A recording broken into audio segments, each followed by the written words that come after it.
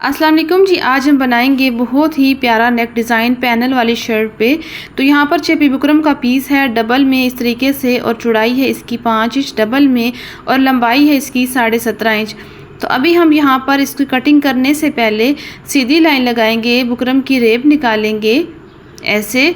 इसके बाद हम गले का फैलाव लेंगे। तो मैं यहाँ पे रख रही हूँ 4 इंच। अब हम गले की लंबाई रखेंगे तो टोटल लंबाई हमने रखनी है 7 इंच। नॉर्मल गले की लंबाई है 7 इंच। अब हम एक निशान लगाएंगे 5 इंच पर। अब इस निशान को सीधा करेंगे, 5 इंच वाला निशान जो है इसको सीधा करेंगे, फिर 7 इंच वाले निशान को सीधा करेंगे। यानी कि एक निशान आपने 5 इंच पे लगाना है, एक लगाना है 2 इंच की दूरी पर। तो यहाँ पर इस तरह बॉक्स बनाने के बाद यहाँ पर हम गले की राउंड शेप दे देंगे ऐसे। तो ऐसे आपने गले की राउंड शेप दे देनी है। इसके बाद हम यहाँ से निशान लगाएंगे आधा इंच पर। अब इस निशान को इसके साथ मिलाएंगे और एक वी बना लेंगे, वी कट का निशान लगा लेंगे। यहाँ से हमने निशान लगाना है स्लिट का, तो स्लिट का निशान लगाएंगे 8 इंच पर। तो यहाँ पर आप कम भी निशान लगा सकते हैं, स्लिट का 7.5 इंच पर भी लगा सकते हैं, ज़्यादा नहीं लगाना, 8 इंच से ऊपर नहीं लगाना। तो यहाँ एक निशान मैंने लगा दिया है 7.5 इंच पर। तो यहाँ पर हमने निशान लगाना है कटिंग करने के लिए, हमने 1 पॉइंट का निशान लगाना है। अब इसको नीट करने के लिए हमने 1 इंच से 1 पॉइंट कम निशान लगाना है ऐसे।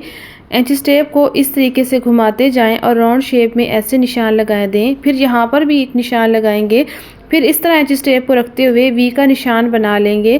अब यहाँ पर निशान लगाना है पूरा 1 इंच का, क्योंकि हमने इसको गले को अंदर से कटिंग भी करना है, तो ये खुद इतना कम हो जाएगा।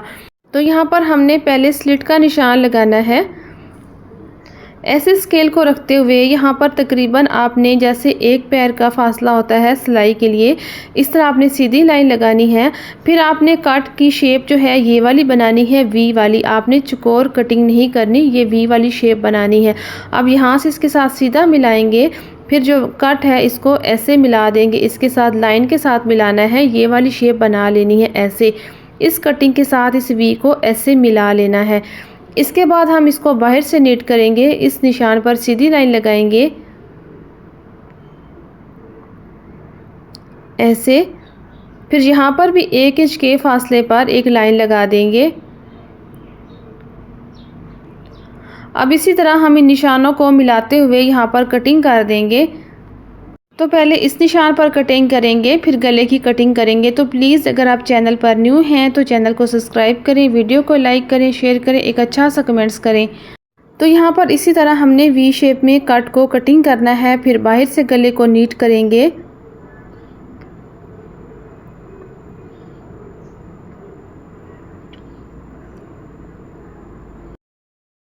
तो यहाँ पर हमने गले की कटिंग कर ली है इस तरीके से। अभी इसको हम कपड़े पर पेस्ट करेंगे। तो यहाँ पर हमने कपड़े का एक पीस लिया है, इस पर हम सिंपल पानी का स्प्रे करते हुए इसको अच्छे तरीके से प्रेस करेंगे। कपड़े को हम नीट कर लेंगे पहले।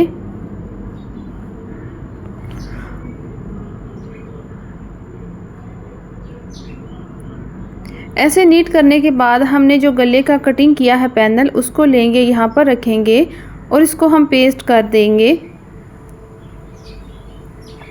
नॉर्मल सा इसको पेस्ट करना है। इसके बाद हमने जो गला कटिंग किया है इसको लेंगे और इसके साथ रखते हुए ऐसे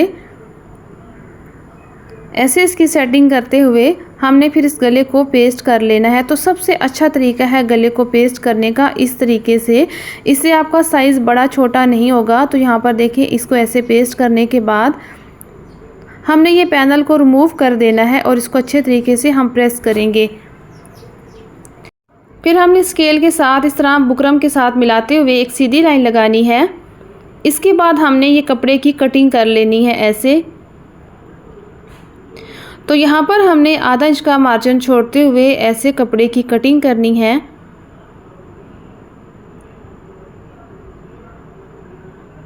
यहाँ पर अगर आप मार्जिन बड़ा कटिंग करेंगे तो कपड़ा पेस्ट करते हुए इसमें सलवटें आएंगी। तो आपने आधा इंच से ना कम ना ज़्यादा कपड़ा कटिंग नहीं करना, पूरा आधा इंच का ही मार्जिन रखना है। तो यहाँ पर हमने कट लगा दिए हैं। कट लगाने के बाद हमने इसका मार्जिन पेस्ट करना है। इसके लिए हमने लेनी है कोई सी भी ग्लू स्टिक ले लें, इस तरीके से मार्जिन पर लगाएं। और इसको पेस्ट कर लें। ये सबसे अच्छा तरीका है मार्जिन को सेट करने का। तो यहाँ पर देखें इस तरीके से आपने मार्जिन को पेस्ट कर लेना है। तो यहाँ पर देखें कितने अच्छे तरीके से मार्जिन जो है वो पेस्ट हो रहा है, कहीं से भी इसका कोई झोल नहीं है, कोई सलवट नहीं है। तो यहाँ पर इस तरीके से लगाते हुए इस साइड वाला मार्जिन भी हम पेस्ट करेंगे ऐसे।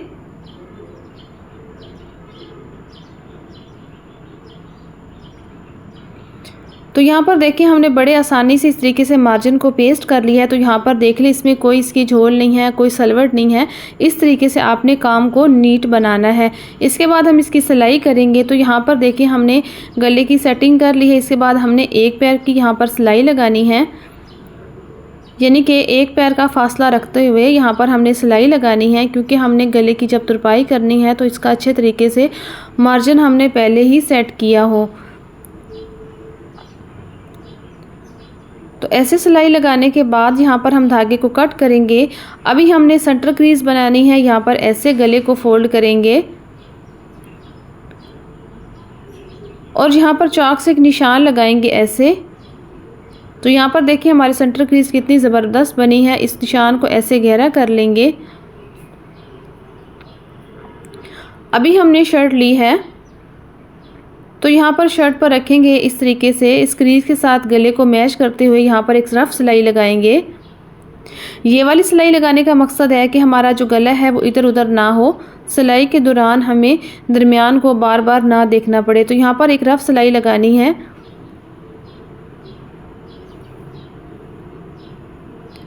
फिर इसके बाद हमने गले की सिलाई लगानी है। तो यहाँ पर आपने सिलाई इतनी लगानी है कि बुकरम से एक बाल बराबर दूर लगानी है। बिल्कुल बुकरम की जड़ में सिलाई नहीं लगानी, ना ही बुकरम के ऊपर लगानी है। अगर इस तरीके से आप सिलाई करेंगे तो आपका गला जो है बिल्कुल नीट नहीं बनेगा।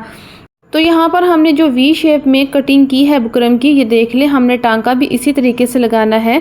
इसका क्या रीज़न है ये भी मैं आगे चल के आपको बताऊँगी कि ये हमने इस तरीके से इस गले को क्यों कटिंग किया है।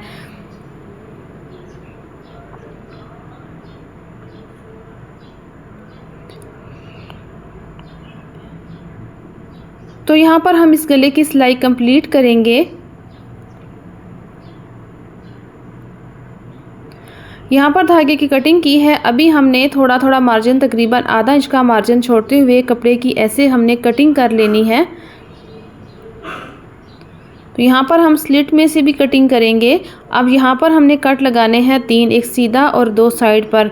अब इस जगह से भी हम कट लगाएंगे 1-1 इंच के फासले पर। कट इतने लगाने हैं कि आपकी सिलाई का बस धागा ना कटे, बाकी आपने कपड़े की कटिंग कर देनी है। फिर इस तरीके से मार्जिन को फोल्ड करते हुए हमने किनारे निकालने हैं ऐसे सुई के साथ। बुकरम वाली साइड पर हमने इसका कपड़ा जो है बाहर निकालना है। फिर इसको हम अच्छे तरीके से प्रेस करेंगे और साथ हम गले की तुरपाई भी कर लेंगे। यहाँ पर मैंने गले की तुरपाई भी कर ली है। अभी हमने क्या करना है, उल्टी साइड लेनी है गले की ऐसे। तो अभी हम गले के साथ जो हैं वो लूप्स पेस्ट कर लेंगे आसानी के लिए। तो यहाँ पर मेरे पास है फैब्रिक ग्लू, कोई सी भी ले लें। और इससे पहले मैंने जो है ये डोरी लूप्स रेडी किए हुए हैं। आपको अगर डोरी बनानी नहीं आती कपड़े की तो यहाँ मेरे चैनल पर जाकर आप डोरी बनाने की वीडियो देख सकते हैं। तो यहाँ पर मैंने 2 इंच के फासले पर डोरी लूप्स जो है वो कटिंग कर ली है। ये देखिए 2 इंच की डोरियाँ जो है आपने कटिंग कर लेनी है। फिर इसके बाद आपने लगानी है फैब्रिक ग्लू। तो यहाँ पर इस साइड से हमने वी वाली जगह पे, जहाँ पर वी ख़त्म होता है वहाँ से शुरू करना है, हमने लगा लेनी है फैब्रिक ग्लू। तो ऐसे फैब्रिक ग्लू लगाने के बाद हमने जो लूप्स हैं इसको कैसे बनाना है, ये जो सिलाई वाला हिस्सा होता है लूप्स का, इसको उल्टी साइड पे कर लें। जो बिल्कुल नीट और साफ़ हिस्सा है वो सीधी तरफ करना है, नीचे की तरफ। तो यहाँ पर हमने लूप्स को ऐसे पेस्ट कर दिया है। अभी हम दूसरा लूप्स बनाएंगे, इसके साथ ऐसे पेस्ट करेंगे।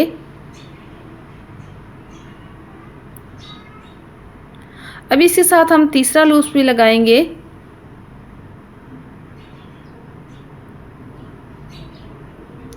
तो ऐसे हमने एक जगह पे 3 लूप्स जो हैं वो लगा लेने हैं।